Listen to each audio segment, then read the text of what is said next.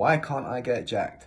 This is something that comes up not as often as people coming to me and asking on tips on how to lose weight, but there are a whole other demographic of people that have approached me and they've spoken about struggling to put on mass. They're on the other side of the spectrum. So I figured I'll do a video for those guys and anyone in general who's looking to build muscle and is struggling. So I'm going to go through 3 things that can affect your muscle growth, your strength increases, and kind of why we want to prioritize those, because it's a bit more multifaceted than people realize. First thing we're going to look at is your sleep. Sleep is one of the more underrated things when it comes to muscle growth, or overlooked things rather. When it comes to your sleep, you need to be making sure that you're getting adequate sleep, firstly to fuel your future training, but most importantly to recover from the training that you've done prior to that. Doesn't matter how well you're training, if you're not recovering from that training, you're not going to get the benefits that you're after. You have to make sure that you're recovering from your workouts. If you're not recovering, you're not going to get those gains. Because when you're training, you're not getting stronger. You're breaking down muscle tissue. It's the recovery from that is going to make you stronger and bigger and get you to where you want to go. When it comes to sleep, how do we ensure that we're getting enough? Well, things like making sure that you're in a dark room. It sounds stupid, but any artificial light is going to interrupt your sleep. So if you're sat in bed playing with your phone for an hour before you go to sleep, you're probably not going to have the best sleep quality. Making sure that you have relatively consistent sleep patterns in terms of the time you go to bed and the time you wake up. You don't want to try and cram in all of your sleep over the weekend and then have a sleep deficit accruing over the week where you go to bed at midnight and you're up at the crack of dawn because you've got to go to work. As long as you're managing that and you're getting 7 to 9 hours a night, you're going to get the slow wave sleep and the REM sleep that you need to get your physical and mental recovery. Both of those factors are important. If you don't have the physical recovery, your body's not going to adapt to the training. If you don't have the mental recovery, the truth of the matter is you're not going to want to train. You're going to feel drained and shit and groggy, and you're not really going to fancy training. So you're not going to push yourself as hard when it comes to your workouts. And that's going to lead into the next factor we're going to talk about, your actual workouts themselves. So a lot of people will follow a bodybuilder specific program, which sounds good, right? Because bodybuilding is what they're after. They're trying to put on some size and some muscle. But if they're following a training program from, say, Ronnie Coleman, first and foremost, you're talking about someone that's artificially enhanced when it comes to their ability to recover from those training programs. A novice lifter is not going to get the same benefits when it comes to lifting. But not only that, when you're at that high peak of bodybuilding performance and aesthetics, you can dedicate time to specific muscle groups and you do very, very segmented workouts, right? Because you want to improve the cut on your bicep or, a very specific muscle.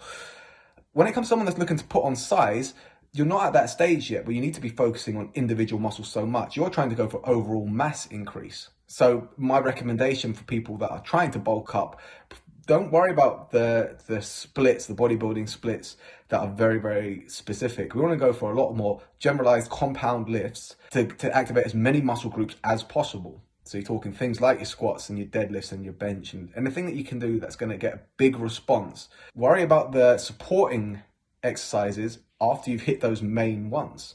Don't have like an arms day and a calf day and whatever it may be. You're looking to bulk up. You're going to want to be training a bit more broadly, a bit more generally, and worrying about the specific focus when you start to near your goals. Make sure that you have a consistent training program that you're following. So whatever you may be lifting on Monday, the following Monday, you'll be lifting that program again and slightly increase the weight. So you get some progressive overload on those muscles so that the demand on them is greater. Obviously, there will be a plateau in that eventually because you can't progressively overload forever. But if you're starting your journey in terms of weightlifting and trying to bulk up, that's not going to come to a way later. You're going to make quite rapid gains, especially if you're a novice lifter. The third thing we're going to talk about when it comes to what is overlooked is obviously when it comes to trying to bulk up, your food intake. You're going to have to make sure you're eating a lot. And whereas people that are trying to lose weight tend to drastically underestimate their food intake, which is fairly common, the opposite is true of people that are trying to bulk up. They tend to overestimate what they're eating. They say, oh, I've eaten loads today and my weight's not moved. It's just stuck where it is. If you look at what they're actually eating, it's generally not that much. It's not. So I'm going to put this nice and simple. However much you think you're eating, you probably need to eat more. If your weight is stabilized and it's not increasing, you're going to have to increase the amount of food you're having. You want to make sure that you're getting adequate protein to repair the muscle tissue, but you don't want to go in heavily with just protein increases, because you're going to need fuel, so you're going to need your carbohydrates and you're going to need your fat. And when it comes to looking to bulk up in general, things like fat are very beneficial because they're quite calorie dense. You can eat calorie dense foods. There are going to be times that you're going to feel more full than you ideally would like. So if you're trying to lose weight, there are going to be times when you do feel hungrier than you're accustomed to, and it's not going to be pleasant all the time. When you're trying to build muscle, trying to put on size, the opposite of that is going to be true. There are going to be times where you're going to feel like you're stuffed and you don't want to eat. And that's going to be quite common. And the fact is, if you want to build up and you've had trouble, if you're what we call the hard gainer, you find it hard to put on mass. Don't particularly like that term, but if you refer to yourself as a hard gainer, you're going to have to eat more than you think you need.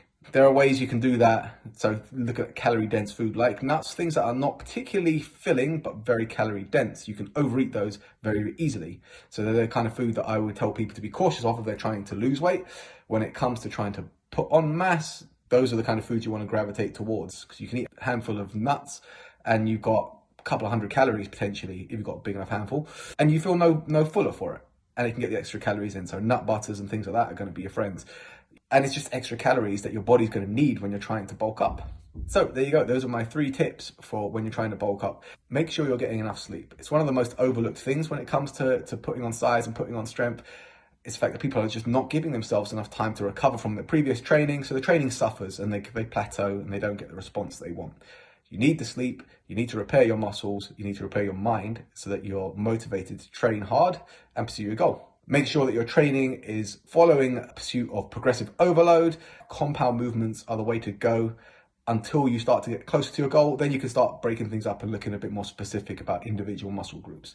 Third, make sure you're eating enough. It's probably going to be more than you're comfortable with, and it's probably going to be more than you think. If you want some help with that in terms of finding a balance with your food to increase your gains, drop me a message.